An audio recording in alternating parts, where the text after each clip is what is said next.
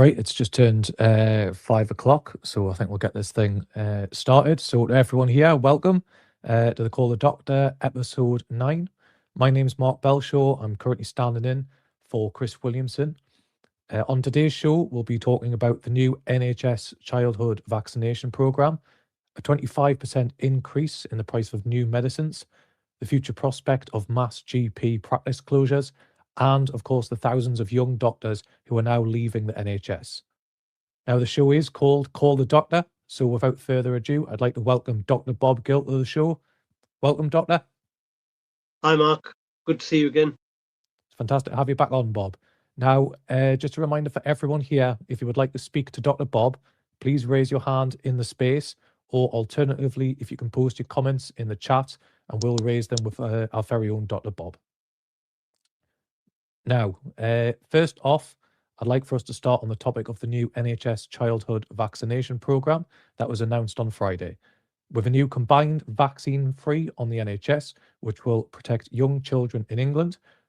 Doctor, what exactly is this new vaccine for, and what exactly does it do? So, yeah, it's interesting. We shared a link from a Guardian article.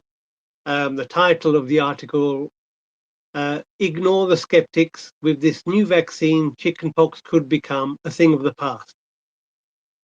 Now, I think that headline in itself is interesting because clearly Wes Streeting, who's been interviewed for the article, is aware of growing skepticism around the vaccine program. We've seen a big drop off in some of the childhood vaccines, and people's experience of the COVID vaccination program has significantly dented public trust in the health information coming out from government and government bodies.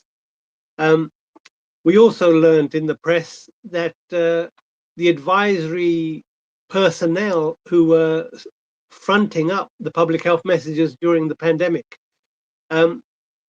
failed to declare £200 million of funding, which is coming from the private sector, to promote the whole handling of the pandemic and the vaccine rollout. So clearly, when public trust is on the line, headlines of potential conflicts of interest damage the trust in the system. Now, this new vaccine is supposedly there to reduce the ill effects of chickenpox. Well, chickenpox for the vast majority of children is a minor illness. They get a troublesome, sometimes itchy rash, but generally they remain well in themselves. Now, I've been practicing as a doctor for over 20 years. I've seen numerous cases of chickenpox, and never in all those years of experience have patients of mine who are children come to any significant harm from chickenpox. So the first question arises to me is, what is the need for this vaccine, which we're proposing to give to every child?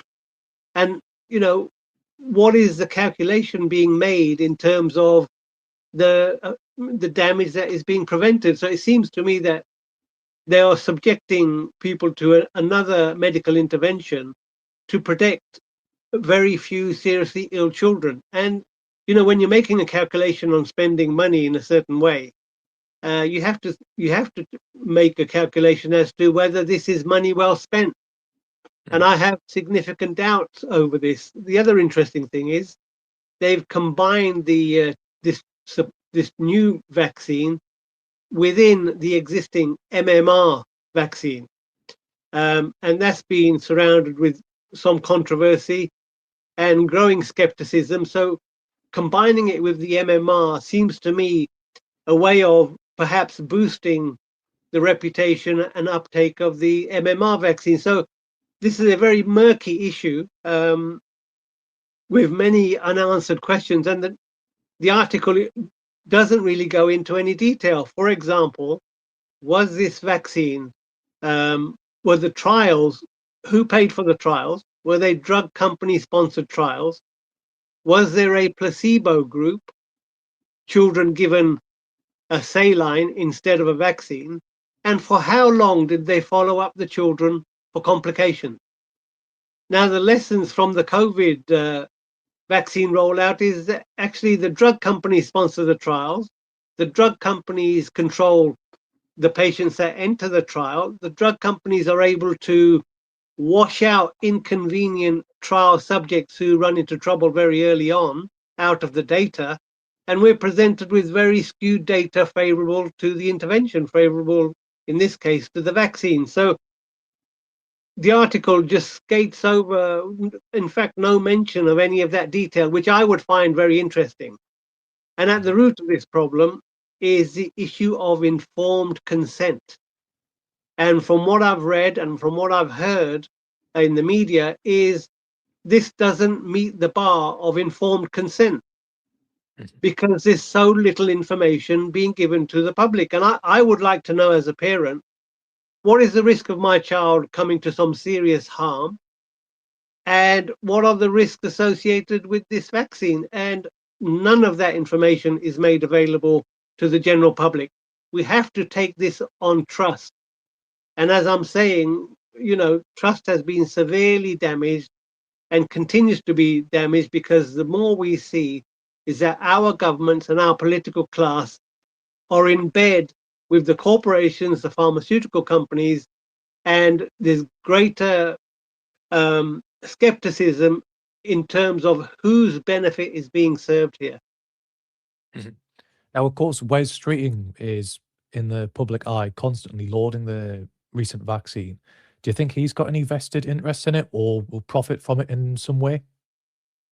It's difficult to say because a lot of the money that has gone his way in terms of funding, we know there are links between individuals who have financial interests in pharmaceutical companies. I'm not aware of a direct interest or payment from vaccine manufacturers, but the theme is the same. The theme is serving the interests of the private health sector.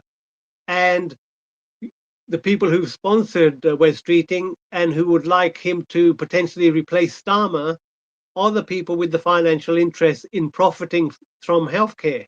And Wes Streeting doesn't have a problem with that. Mhm. So would you be happy to administer it in your practice?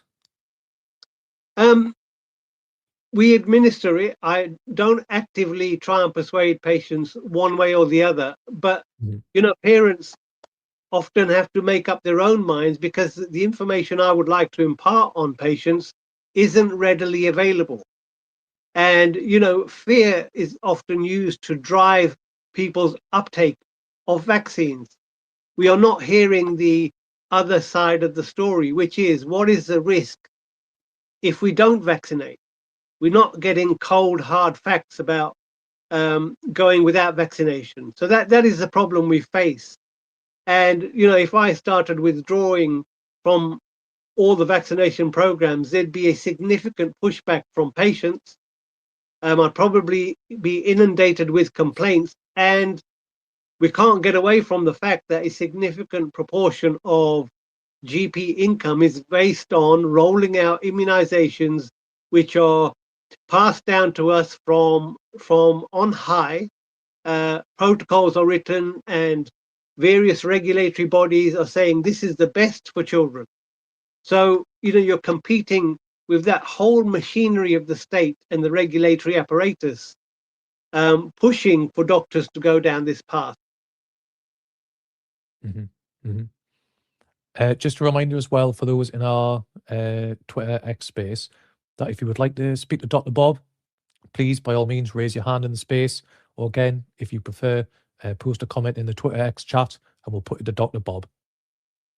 I Now, think the other point, the point I forgot to mention was there okay. actually isn't an alternative to try and avoid this new combination. You can't, you cannot, as a parent, decide I will just have the MMR and I Mhm. won't forego the chickenpox because they are combined. There isn't another option. So this is a way of sort of railroading people into one path. There is no alternative path. Mhm. Effectively giving parents and patients effectively a choice of you either take all of it or you take none of it effectively. Exactly. Seems like it's given them a bit of a situation where they can't really turn it down in a way, which again, when it comes to medical options for patients, it should very well be in the patient's hands to be able to choose what it is that they're taking effectively. Would you agree? Exactly. That option is not there. It's Mhm, all of it or nothing. mhm. Now, I'd like to move on to our next topic regarding the 25% increase that the UK has agreed to pay for new medicines by 2035, uh, mainly to stop the US imposing trade tariffs on pharmaceutical products. So, Dr. Bob, what's your thought on all of this? So my initial thought is so much for the special relationship, eh?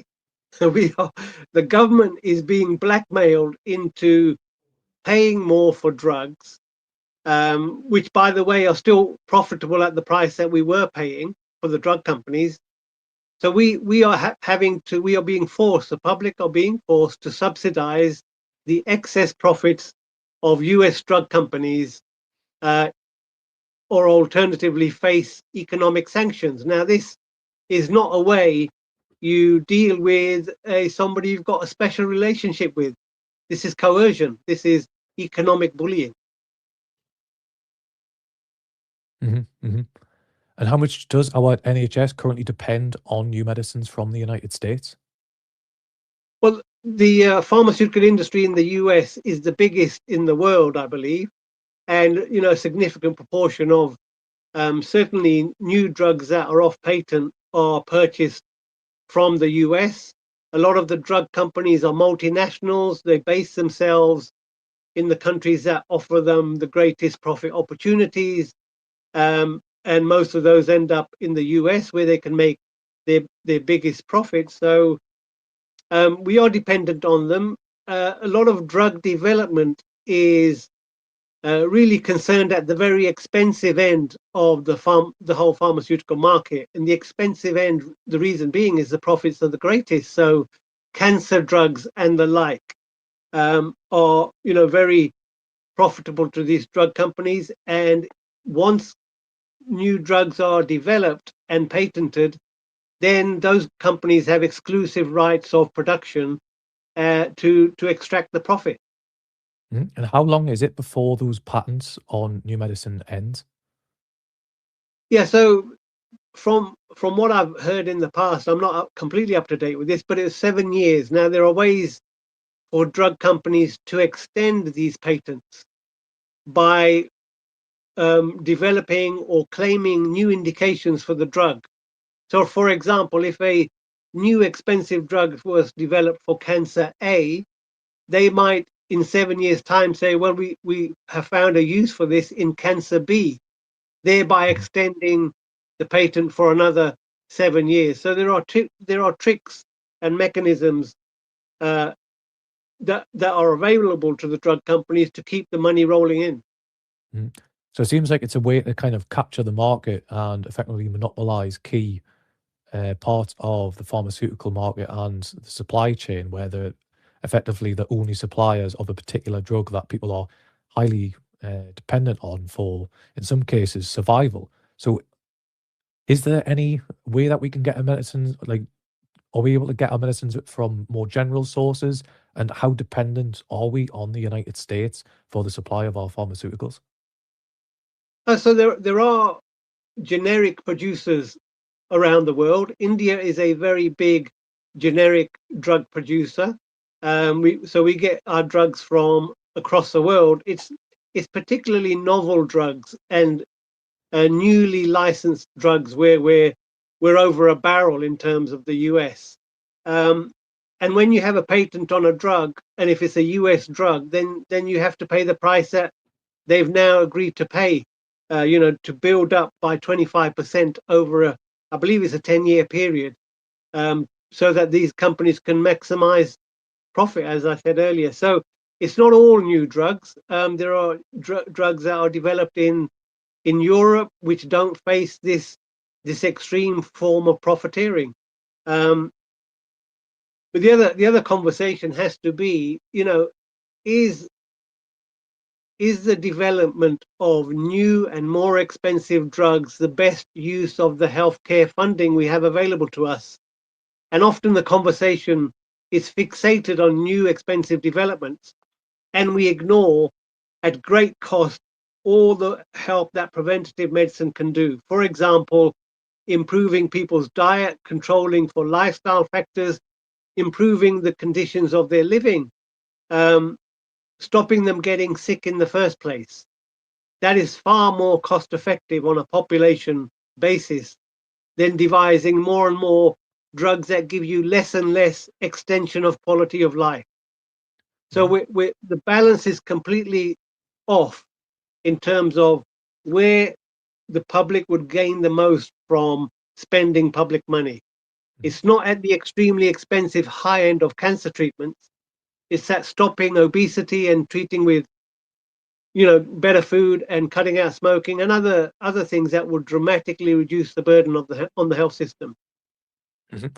And following up as well on ways that would be able to improve the NHS as well as give the taxpayer more bang for their buck, um, in regards to like sourcing the cheapest medicines for our NHS. Like, are we actually sourcing the cheapest medicines available, or are there deals going on behind the scenes to procure these medicines from elsewhere at a higher price? I mean, one example pretty much everyone knows is that you can go into a supermarket and you can buy a packet of paracetamol for a couple of pence.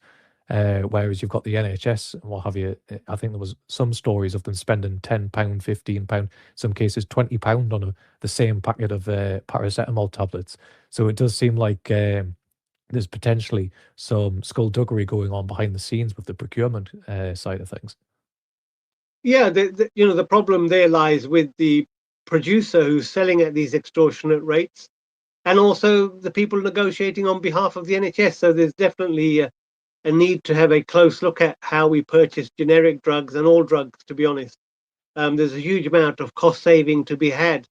But it doesn't help that the NHS is utterly fragmented.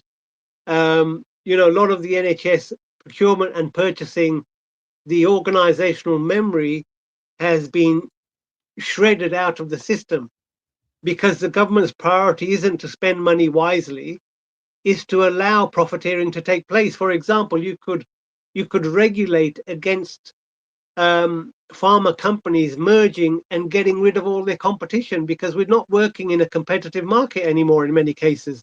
You end up with one or two drug companies in effect getting a monopoly or an oligopoly. Then they can ratchet up the prices because they've driven other providers out of the market. So there's a lot to be done. You need regulation and you need effective negotiation to keep the prices down, and we're failing. Mhm. Well, I believe that the Workers' Party in our 2019 election manifesto, our position on the pharmaceuticals industry was that an entirely private pharmaceutical industry can't really work alongside a completely public health system, as without close monitoring and significant control, it simply offers a recipe for profiteering at best and dangerous malpractice at worst. So, what would your thoughts be on on that position, Doctor? I think if you have to buy from private providers, make sure there's enough competition in the market. The NHS, as a unified body, has huge buying power. Mhm. As a monopsony purchaser, i.e., one big purchaser buying 90+% of what the pharma companies make in this country, they can really drive a very hard bargain, and we're failing to do that. So there are many ways to get more cost effectiveness out of the system. I'm not averse to the public setting up and running generic drug companies. A lot of the research that goes into old and new drugs that are developed is actually publicly funded through the university system. And once a drug is developed, funnily enough, we hand this profitable opportunity over to the private sector. So we're getting ripped off. We pay for funding the development of the drug, and then we gift it away to the private companies. So this is insane, and there's nothing stopping the government doing the research and benefiting financially from the product. We don't do that at the moment. I think many people would be surprised to hear that the taxpayer and public money is basically used to fund the same medication that the private companies are then being given for free, and then turning around and then charging the taxpayer again to use the medication that they themselves have invested into research and development. But I think that is a key thing that's happened not just in medicine, but also across the UK economy, where they see the taxpayers footing the bill for research and development in all aspects of the economy, only to then have to fork out again when it's given over to private contractors who then charge the taxpayer through the nose. So I think that's a symptom of a much wider issue. But again, I think, as you say, there needs to be some sort of cracking down on this done by the private contractors, and again, the potential of setting up more publicly run or publicly headed companies that can actually produce and compete against many of these private contractors and private companies, because at the moment it's just ripping the NHS off. And I think many people, would be fair to say, would see the NHS as just being used as a cash cow by private companies to simply increase their profit margins at the taxpayers' expense. So would you see that there's some sort of room to maneuver there, or do you think that there would be some sort of a relationship with the pharmaceutical industry, or do you think there needs to be a bit more of a harsher approach taken to them? I think there are many aspects to this. There's probably room for the state to have a generics component or producing generic drugs. As I said, you maximizing government buying power and negotiating hard with pharmaceutical companies over new developments. But more importantly, particularly with new drugs, is we need real world data. We can't rely on what the drug companies say to prove that their drug is effective and safe. We need to say, right, we'll now conduct a trial on real patients in the real world. We'll have one arm continuing along the old drug regime, and we'll have another arm using the new drug, and let's see what the results are 5 years down the line. That doesn't happen. And new drugs are adopted into the system, and sometimes with tragic results. And we've seen that with Purdue Pharma and OxyContin, which drove the opioid epidemic in the US, which led to 500,000 excess deaths through drug dependency and overdose. So, there isn't much public awareness of how damaging the pharmaceutical industry can be and how corrupt it is, and how they knowingly suppress adverse and harmful effects of their drugs. Before we leave this subject, I'll give you an example in terms of how the public funds private profit. So everybody knows about Apple iPhone, but the technology used in an iPhone, 99% of that technological advancement was publicly funded in one way or another, be it through the Department of Defense in the US or university publicly funded institutions like MIT. Yet there is no return to the public purse out of the profiteering of Apple. It was just gifted away. And, there needs to be a place for publicly developed new technologies to be patented for the public benefit, not commercially gifted. Completely agree with you, Dr. Bob. And I think if people were given the choice between Wes Streeting and yourself, I think there'd be many people who would much prefer you than the current lot that we've currently got, that are in basically the pocket of the private like contractors and companies that are ripping our NHS and our country off, to be honest with you. But just a reminder for everyone else who's in the X space at the moment, that if you would like to speak to Dr. Bob, please raise your hand in the space. Or again, if you prefer, post a comment in the Twitter X chat and we'll put it straight to Dr. Bob. But other than that, I think we'll move on to our next topic, which is regarding the mass GP practice closures that are anticipated in the future. So according to the Daily Mail, Britain faces mass GP practice closures within 5 years if business models are not radically overhauled. Particularly that was raised by a leading medical accountant. So could you tell us a little bit more about this article in the Mail, Dr. Bob? Yeah, so very often when you read these articles, what most people aren't aware of is what is left out. Well, how can you be, because it's not included? And I've learned to have a sense of what is importantly ignored in these articles. Now, the article, in summary, says, well, GP practice financing needs an overhaul. GPs need to be trained in business and finance. And we need to encourage young GPs to take up partnership. So it seems to identify some problems. It seems to be creating solutions which are nowhere near solution. I don't want to spend more of my time on finance and business. Thank you very much. So that seems to be a non-starter for me. And it doesn't really deal with why younger GPs are not taking up partner responsibility. So that's the first thing I noticed. They seem to be portraying GPs as preferring to be a locum that is working in the gig economy rather than becoming a GP partner or a full-time GP. But what they leave out is to say the whole of primary care is being deeply destabilized. There's a lot of insecurity. None of us can predict where we're going to be in 2 or 3 years' time.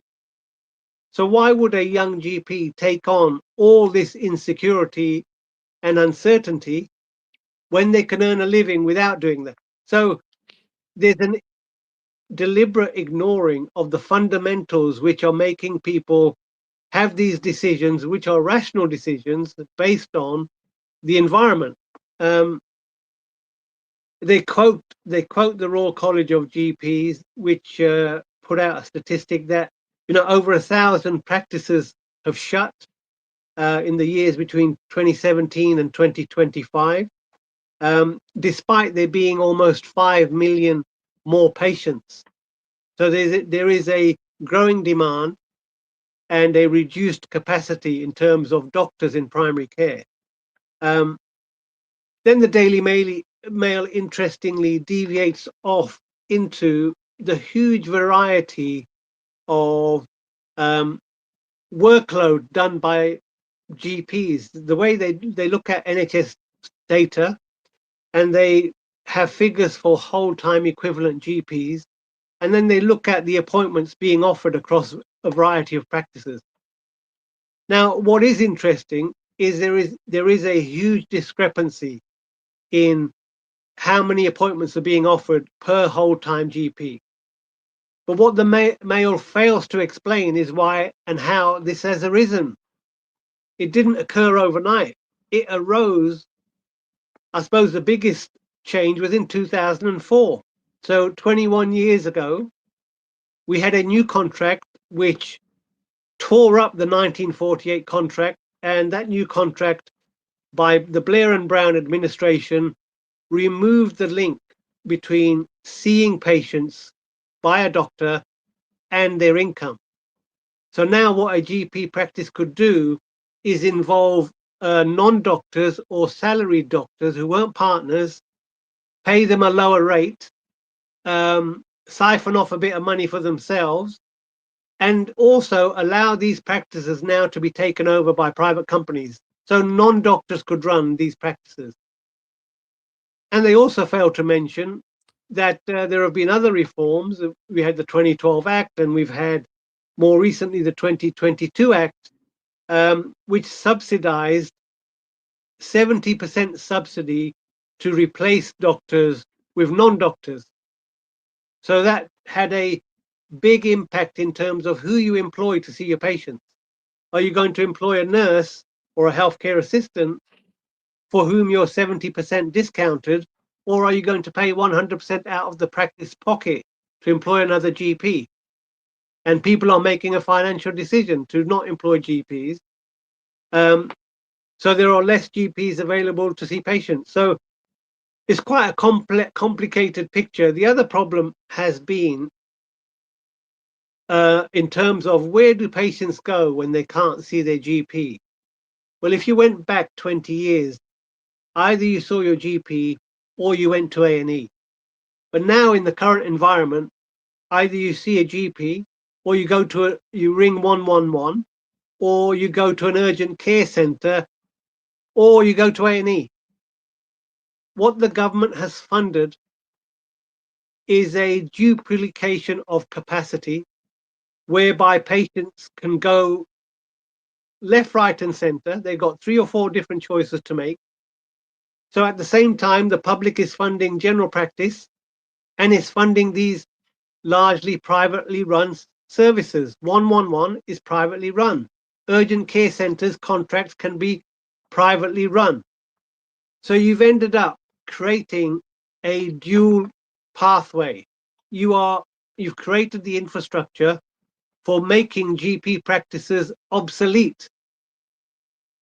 Daily Mail ignores all of that analysis and simply seeks to come up with simple solutions that actually further damage what we have left of general practice. And finally, on this article, the Daily Mail quotes the Taxpayers Alliance. Now, the Taxpayers Alliance is funded by tax dodgers, millionaires and billionaires, to propagandize for the end of the NHS. Maybe not so blatantly, but that's what they are pushing for. They are supporters of the privatization agenda. And their proposals are really to make what is now a dysfunctional, fragmented, overlapping, sometimes duplicating system, very expensive system, by overhauling it and bringing in more complexity and bringing in more opportunities for private providers to take up care, and further fragmenting what is left of continuity of care with your own GP. Yeah. So the proposals they make is, well, if you can't see a GP, you go somewhere else. And what we are being nudged towards is, well, why don't we have a company running these practices where they can share staff and you can go to different branches of the same company providing primary care? That is the purpose of this article. That is what we're being nudged towards. And the history of how we got here has been airbrushed out. I think it is very much a slow death of the NHS. And of course, I think many people seem to think that privatization of the NHS will happen overnight. But if you look at many of these companies and many of these people who've got vested interests in privatizing the NHS, they have every incentive to drag it out as slowly as they possibly can and privatize it piecemeal by piecemeal, because they're able to get the taxpayer to effectively fund that privatization of the NHS and rip them off, even more so than they already have, by getting the taxpayer to pay for it, getting private contractors, charging extortionate rates. Again, like you say, in regards to the primary care, where you're having different companies, like you say, 111 is now being run as effectively a private company that's being contracted out. Like that's the level of things where people probably aren't even aware that those services have been privatized. So on the flip side of that, though, what would be the ideal model of NHS practices, and what would you like to see being implemented? Well, I think the single stroke thing you need to do is renationalize and stop outsourcing all these contracts. Have a look at where the duplication and the fragmentation is, and undo the harm of all of this that has gone on for 30, 40 years. All the incremental change has gone to replace something that was very rational to something that is irrational and expensive. So, the system we had was working perfectly well. It lacked resource, but it was working perfectly well. It was copied in other countries. You had experienced doctors being the first port of call, and then making a judgment as to whether the patient needed further treatment or assessment. So you had very experienced triage, and you had triage by somebody who invariably knew you. That has been abandoned. Now you're more likely to see somebody unqualified or speak to somebody over the phone, unqualified, looking at a computer algorithm. And it doesn't take a genius to work out that that's going to cause a lot more risk to the patient, and you're increasing the cost. So this is a lose-lose for the public. We need to restore what we had. Definitely, definitely. Hi, there's a comment in the chat actually. I'll just read it out. It's saying it's from S. Yeah, And if it you'd like says, to raise that, yeah. Okay, so sadly, the GPs in UK are useless, only pushing the typical meds as recommended by Big Pharma in cahoots with public health recommendations. Likely, most people go abroad for diagnosis. That's the life-saving option. That's the comment. I don't know if Bob wants to add anything to that. Yeah, I mean, Bob, what's your opinion then on the likelihood of people going abroad then to seek medical services, but that would be potentially cheaper, or in the fact that they're just waiting for a GP or a doctor that's not really going to be there for them? Like is that an alternative that people will have the opportunity to have? So a major push factor for people to go abroad is waiting time. Mhm. It's not so much that there's a breakdown in trust. The comment, I think, exaggerates the extent of the sort of health tourism out of the country. But certainly, if you're on a waiting list and you know you can get a scan quite cheaply abroad, it's very tempting to do that. But there's no guarantee of the quality of the result you're going to get back. So that's quality control is a problem. Mhm. Um, I think we can all agree, having seen some of the hair and teeth transplants many people have come back from Turkey with. Uh, yes, yeah, yeah, and it's a bit hit or miss, I think. I had a patient who had a tummy tuck which went horrendously wrong. She ended up with a large open wound where you could see almost you could see her bowel, and Mm, she ended up requiring prolonged hospitalization. You know, intravenous antibiotics for weeks before she finally recovered to leave a very ugly scar and a very weak and sick person at the end of it. Um, so yeah, the waiting lists are a push factor. The comment expresses dissatisfaction. I think the doctors are equally victims of the system as the patients because they don't understand that they have been trained into a system which locks them into following protocol. They don't have the headspace or even maybe the confidence or the courage to say, well, I'm not going to pursue a drug route. I want to try these other measures first. So that takes experience. That takes uh, a sense of self-worth and autonomy to say, I'm willing to not follow the guideline. The other pressure on GPs, of course, is fear of litigation or fear of getting into trouble with the regulator. So most of them adopt the head down, do as you're told approach, which tends to mean very often over medicating.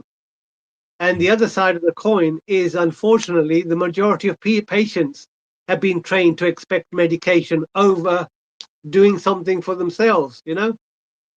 Um, so on both sides of the equation, the doctor and the patient, we have been um, sort of brainwashed into accepting the current paradigm, and we need a paradigm shift away from drugs for every ill.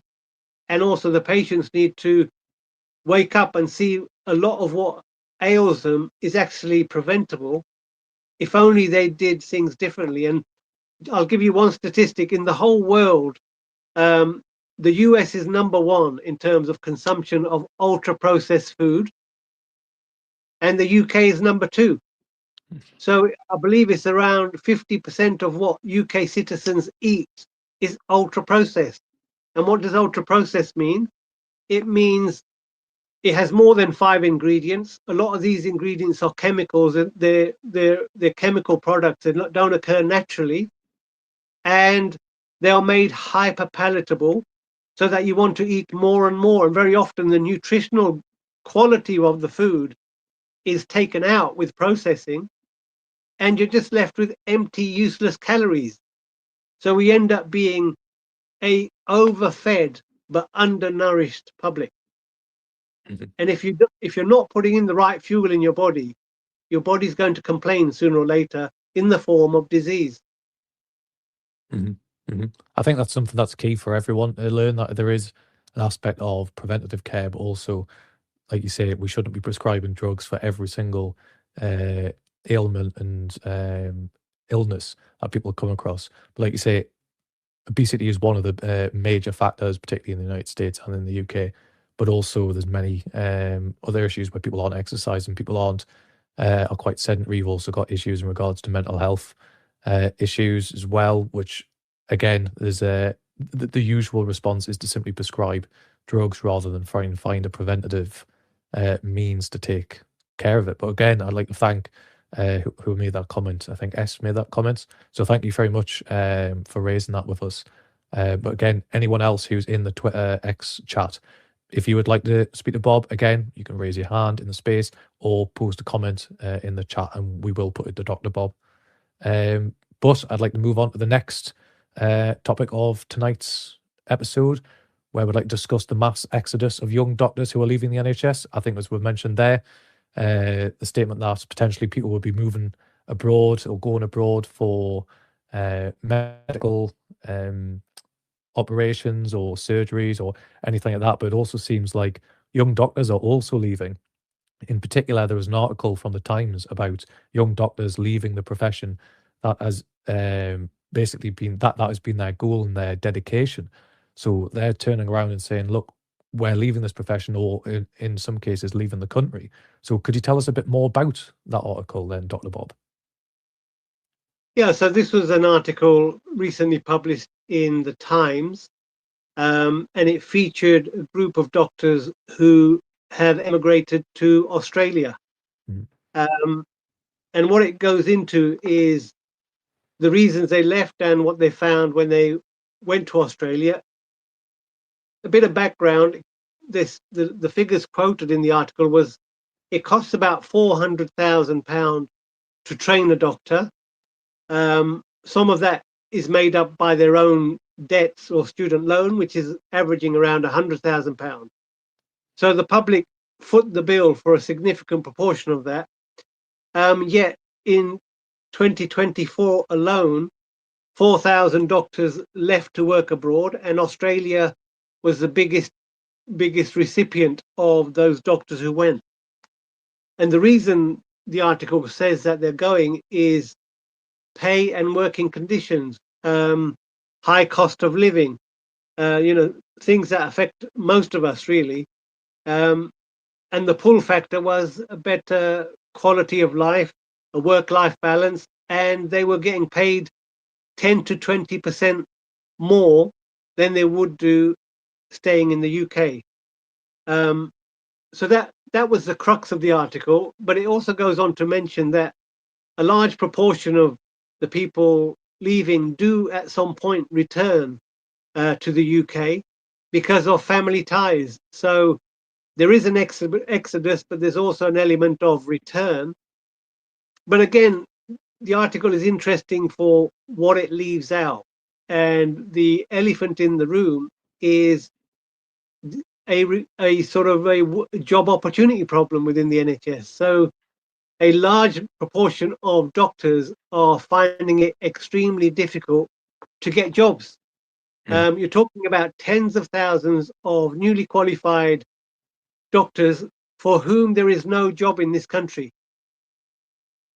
And, they have what options do they have? Stay unemployed, change their career, or leave. Yet we have an NHS which has a workforce crisis and a waiting list problem.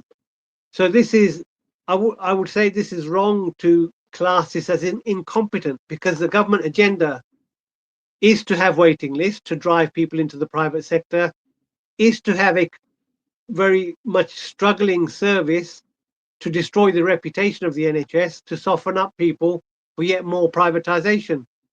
And the fact there are tens of thousands of doctors facing unemployment or underemployment doesn't bother them in the slightest, because they have served the university industrial complex by saddling themselves with £100,000 worth of debt. So, if you break this down into purely capitalist terms, the higher education system is happy. The capitalists aren't really bothered about the cost to the public purse. And more of NHS activity is drifting into the private sector thanks to a dysfunctional NHS, which is lacking the manpower to deliver a good service. I completely agree with you. I mean, I made there was a short that I've posted on my social media, which we had from our last campaign talk broadcast before Christmas, where I was going on about how people seem to have this idea that politicians are idiots or that they don't really know what they're doing. But the fact is that they do know what they're doing, and whether it's in regards to the military industrial complex or whether it's in regards to tech and the surveillance systems that are being put in place, or it's in regards to the NHS, they are knowingly spending exorbitant amount on private contractors and on private companies who are basically fleecing the taxpayer for all that they're worth, while also implementing policies that effectively privatize the services and the functions of state that, quite frankly, shouldn't be being privatized, but they're doing it on behalf of their donors. They're doing it on behalf of private contractors, private companies, all for the benefit of that. These politicians, when they leave office, they're probably going to get a nice, cushy 6-figure, 7-figure salary job. I mean, I'd probably bet if I had a mortgage, I would probably bet it very much so on the fact that Wes Streeting, whether he moved out of being the health secretary and then goes into the private sector or becomes prime minister first and then leaves political office, I can very much guarantee that he will get a nice cushy job somewhere in the private healthcare sector. It's pretty much a guarantee, and we all know why, because he's pushing through pieces of legislation and trying to push through mass privatization of the NHS. So again, like you say, like we've got this mass crisis in the NHS, whether it's waiting times or the fact that we don't have enough doctors to see people, while at the same time doctors aren't being brought in and they're being left effectively unemployed. And again, with the university system, like you mentioned, so on a more specific scale, on concentrating on the NHS, what effect does this have on the NHS, and what can we do to prevent young doctors from leaving? Well, we still have an ongoing dispute between the junior doctors and government. We had a 5-day, I believe it was, strike action in December, which West Streeting tried to scupper with the fear-mongering around superflu, which actually has burnt itself out from all I can see. So the dispute remains. Fundamentally, the doctors want restoration of their pay as a basic mechanism of stopping the brain drain. But what also needs to happen is to improve the working conditions, and I don't mean bells and whistles. I mean enabling doctors to have the resources to do a good job, because most of us don't come into the job to sit around doing nothing. We want to do a good job where we have patients who do well at the end of the treatment we've given them. But if you don't have a bed, if you don't have nurses, if you don't have the drugs, if you don't have the ability to follow people up, it hollows out your soul. You are left feeling guilty and drained and having suffered moral hazard.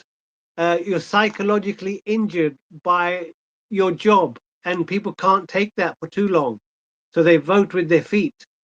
And unfortunately, too many of us get hardened and the system becomes normalized, and you stop seeing the dysfunction as a coping strategy, because people, as you say, have got mortgages to pay. So the solution is to restore the wages, and to make an undertaking that you will actually provide adequate manpower and resources in terms of hospital bed capacity to do the job that is required. It's not rocket science. Mhm, mhm. Very simple, very, very simple policies there that could easily be implemented. But again, like we've been saying, they're not going to be implemented by the current crop of politicians that we've got who benefit from the NHS staying the way it is. And I noticed Kath Shaw posted in the comments, which political party, if any, would bring things back to where they should be, where taxpayers are getting good service free at point of need like it used to be. Well, we might be a bit biased here, but we would recommend wholeheartedly the Workers' Party of Britain, led by George Galloway himself, who I feel gives us the best opportunity to implement these policies. Because if you look at the current crop that you've got, Labour, Conservative. I mean, the Lib Dems were in coalition with the Conservatives at one point. You've got Reform who are coming in, who Nigel Farage is himself be quoted as saying that he would like to see an insurance-based system rather than an NHS. The Greens are very much up in the air, as I'm pretty sure most people are aware. They flip-flop on their policies day to day, so they could be supporting the idea of an NHS or something like that. But then when it comes to a potential keep reform out coalition with Labour and the Lib Dems, by the sounds of it, they're more than willing to abandon many of their policies. So to me, and I think many of the people here, the Workers' Party of Britain is the main alternative to the current crop of politicians and parties that we've honestly suffered enough of over the past few decades. But again, Bob, if you wanted to say anything on that. Yeah, I think what we're in the grip of, and we have been for 4 decades, is neoliberalism. This is an ideology which is about enriching corporations. It's also an ideology which is quite determined to degrade democracy. So we have 3 main parties, Labour, Conservative, and the Lib Dems, who've gone along with this ideology for the past 4 decades to get us to the current situation, where we no longer own and control our utilities, where we no longer have adequately funded public services, where we have a housing crisis. The neoliberal experiment has failed to deliver what the politicians said it would, but I believe it's delivered what they believed it would deliver, which is enriching their sponsors, enriching themselves, and creating a huge wealth divide. And what people like Reform are doing is, rather than giving you the right diagnosis and analysis, is saying, well, it's all the immigrants' fault. And unfortunately, people are attracted to this simplistic answer because they don't really understand that Reform and the other 3 parties believe in the same political ideology, believe in being subservient to the interests of the United States in terms of foreign policy. And, as we've seen in terms of giving into their economic threats, as we discussed about the price of new pharmaceuticals from America, we have to divorce ourselves from this toxic relationship with the US. We have to become an independent nation that respects democracy, not just pays lip service to it. And I believe the only way to get there is to get a genuine broad left alliance which can spell out the alternative narrative, which so far, other than only the Workers' Party, is able to spell out clearly what is needed. And as you say, the Greens and your party are still quite wishy-washy on what needs to be done. And it's quite simple.